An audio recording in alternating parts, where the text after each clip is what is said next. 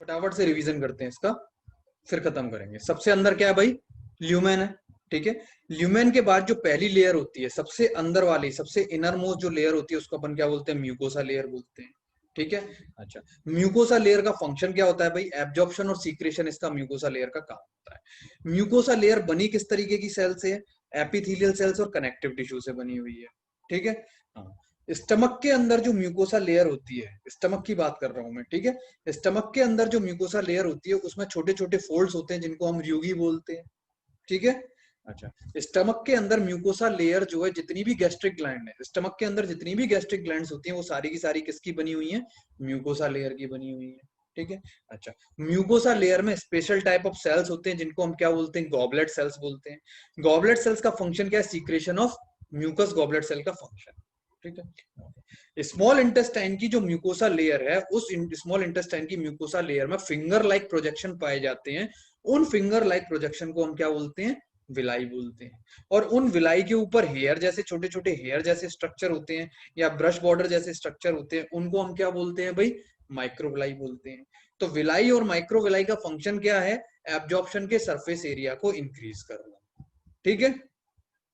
Okay, villi जो होती हैं, विलाई को सप्लाई मिलती है ब्लड वेसल्स की और लिम्फ वेसल्स की सप्लाई मिलती है, ताकि वो जो न्यूट्रिशन जो एब्जॉर्ब होते हैं, इंटेस्टाइन में जो न्यूट्रिशन एब्जॉर्ब किए हैं विलाई और माइक्रोविलाई के थ्रू, जो न्यूट्रिशन एब्जॉर्ब हुए हैं, उनको पूरी बॉडी में ट्रांसपोर्ट किया जा सके लिम्फ और ब्लड के थ्रू, इसलिए उनको लिम्फ वेसल्स और ब्लड वेसल्स की सप्लाई, ठीक है।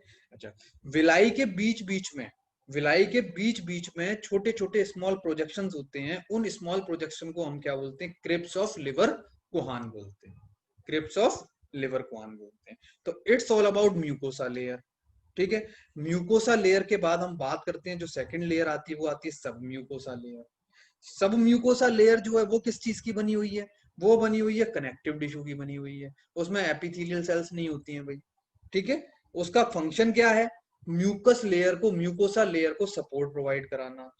अपना जो डियोडिनम पार्ट होता है, स्मॉल इंटेस्टाइन का जो डियोडिनल पार्ट है, कल अपन ने पढ़ा था डियोडिनम, तो स्मॉल इंटेस्टाइन का जो डियोडिनल पार्ट है, उसमें सब म्यूकोसा लेयर में कुछ एक सेल्स भी पाई जाती, कुछ एक ग्लैंड्स भी पाई जाती हैं। उन ग्लैंड्स को हम क्या बोलते हैं? इंटेस्टाइनल ग्लैंड्स हम बोलते हैं। क्लियर है? क्लियर है यहां तक? उसके आगे चलो बात करते हैं। सब म्यूकोसा लेयर के बाद आती है अपनी मॉस्क्यूलरिस लेयर, ठीक है। ये मॉस्क्यूलरिस लेयर दो सब लेयर से मिलकर के बनी हुई है। कौन कौन सी दो सब लेयर? इनर जो होती है वो होती है सर्कुलर मसल लेयर, और आउटर जो होती है वो होती है लॉन्गिट्यूडनल मसल लेयर, ठीक है। इनर सर्कुलर मसल लेयर जो होती है उसमें सर्किल जैसे मसल्स प्रेजेंट है, मसल सेल्स प्रेजेंट है। और आउटर जो लॉन्गिट्यूडनल मसल लेयर है उसमें लॉन्गिट्यूडनल मसल्स प्रेजेंट है, ठीक है। अंदर सर्कुलर मसल्स हैं और बाहर लॉन्गिट्यूडनल मसल्स हैं, ठीक है। इसका फंक्शन क्या होता है भाई? इनके कॉन्ट्रैक्शन और रिलैक्सेशन से, मॉस्कुलरिस लेयर के कॉन्ट्रैक्शन और रिलैक्सेशन से ही क्या होता है? पेरिस्टाल्टिक मूवमेंट जनरेट होता है अपनी पूरी गैस्ट्रोइंटेस्टाइनल ट्रैक्ट में, ठीक है। स्टमक के अंदर मॉस्कुलरिस लेयर में एक और सब लेयर पाई जाती है जिसको हम बोलते हैं ऑब्लिक लेयर। इसके जो मसल्स होते हैं बोलते हैं ऑब्लिक शेप में, ठीक है। तो सबसे अंदर स्टमक की अगर हम बात करें, तो स्टमक में सबसे अंदर क्या है? Oblique muscles. उसके बाहर क्या है? स्टमक में ऑब्लिक मसल से के बाहर क्या है? Inner circular muscles. और सर्कुलर मसल के बाहर क्या है? Longitudinal muscle. तो अपन अगर स्टमक की बात करें, तो स्टमक में मॉस्कुलरिस लेयर जो है 3 लेयर से मिलकर के बनी है। पहली जो सबसे अंदर जो लेयर है वो ऑब्लिक मसल्स की है, उसके बाहर जो है वो है सर्कुलर मसल्स की, और सबसे बाहर जो है वो है लॉन्गिट्यूडनल मसल्स की। क्लियर है यहां तक? क्लियर है? इसके बाद सबसे बाहर की जो लेयर आती है वो आती है सिरोसा लेयर। सिरोसा लेयर भी दो तरीके की सब लेयर से बनी हुई है। एक तो मीजोथीलियम लेयर होती है और एक होती है एपिथीलियम लेयर। अच्छा, मीजोथीलियम लेयर है उसको हम पेराइटल, सॉरी, मीजोथीलियम लेयर जो है उसको हम विसरल विसरल लेयर भी बोलते हैं। विसरल लेयर क्यों बोलते हैं? इसलिए बोलते हैं क्योंकि अपनी जो इंटेस्टाइन है वो भी अपना विसरल ऑर्गन है, मतलब सॉफ्ट ऑर्गन है और इंटरनल ऑर्गन है। अपने को बाहर से दिख रहा है क्या? अगर तुम किसी को देख रहे हो, जैसे मैं तुमको देख रहा हूँ या तुम मुझको देख रहे हो, तो तुमको क्या मेरी इंटेस्टाइन दिख रही है? मेरी आंतें दिख रही हैं क्या? क्या मेरा गैस्ट्रोइंटेस्टाइनल ट्रैक्ट तुमको दिख रहा है? नहीं दिख रहा ना। तो वो जो अंदर के इंटरनल ऑर्गन्स होते हैं और जो सॉफ्ट कोमल, बहुत ज्यादा सॉफ्ट ऑर्गन्स होते हैं, उनको हम विसरल ऑर्गन बोलते हैं। तो जो सिरोसा लेयर है, सिरोसा लेयर जो इंटेस्टाइन को लाइन किए हुए है, सिरोसा लेयर की जो पहली लेयर इंटेस्टाइन को लाइन किए हुए है उसको हम बोलते हैं विसरल लेयर। विसरल लेयर बनी होती है मीजोथीलियल सेल्स की, ठीक है। विसरल लेयर जो होती है वो सराउंडेड होती है पेराइटल लेयर से।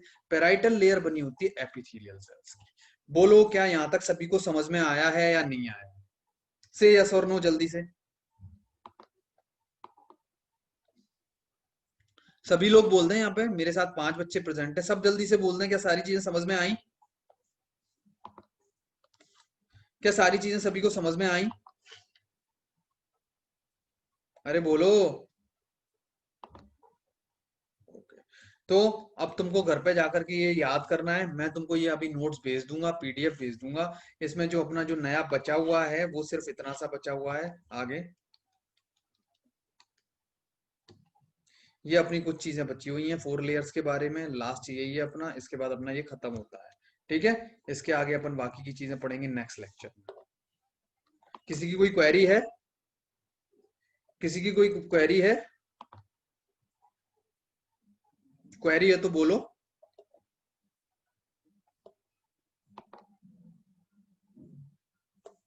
ओके, तो फिर मैं लेक्चर खत्म कर दूं यहाँ पे अब।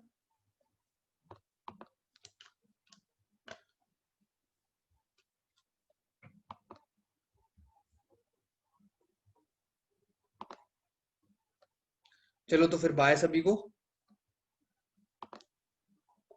मैं मीटिंग एंड कर रहा हूँ, हाँ।